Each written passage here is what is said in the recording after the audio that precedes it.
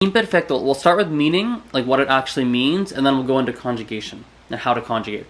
In terms of meaning, imperfecto, maybe German has a similar one. I'd imagine it probably does, I would think. Probably. But imperfecto basically means one of three things. Either used to do, two, was or were doing, or three, quite simply just like, well, I'll put it to you this way, or quite simply, and something in the past without a specific timeline. I'll put it to you like that, and you'll understand in a second what that means. So, when we look, for example, at pretérito, right, the past tense we've done, every one of those actions has a specific start and finish time. For example, if you said, oh, I slept very poorly, right?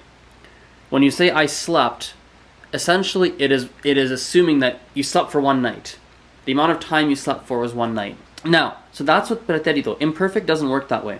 Imperfect is things like, so let's start with the first one. I used to, like to used to do something. It's like, for example, I used to walk to school every day.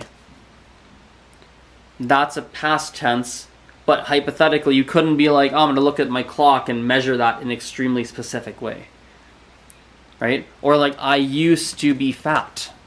If I used to be fat, I guess technically you could say, well, you started to be fat on this day, ended on this day, but it's harder to measure, right? Or I used to, I don't know, or let's do another one. They used to, I don't know, they used to, I don't know, they used to live in Canada. They used to live in Canada, but now they don't.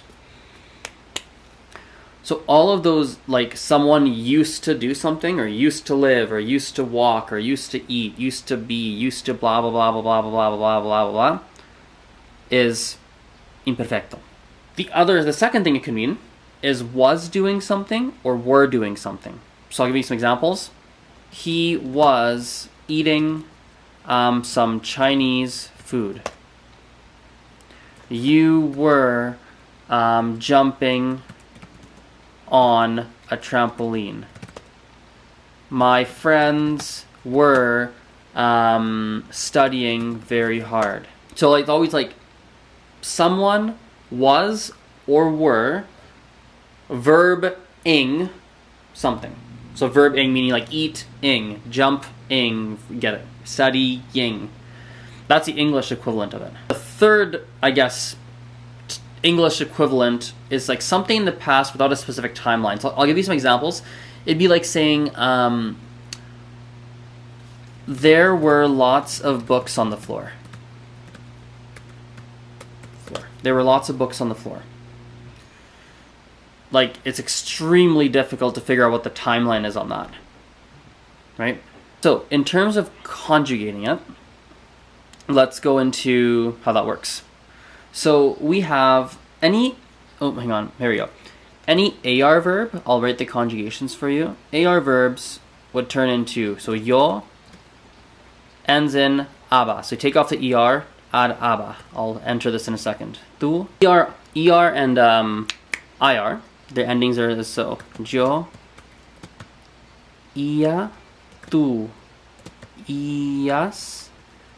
Now, the good news with imperfect is it's a heck of a lot simpler than present tense or preterite, in the sense that there's only three exceptions. They are ir,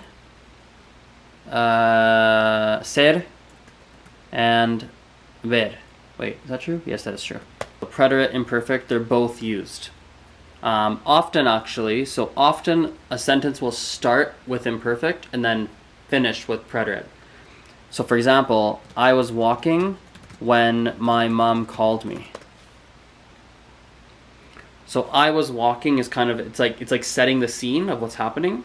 And my mom called me is happening within that scene, if that makes sense. I'll give you some more examples. So like, he was eating some pie when suddenly a cat, I don't know, a cat like meowed very loudly. right? So I was eating some pie, that's setting the scene, and suddenly a cat jumped in and meowed. So the meow, you could actually say, oh look, here's where the meow started, here's where the meow finished. He was eating, I don't know, it's tougher to measure.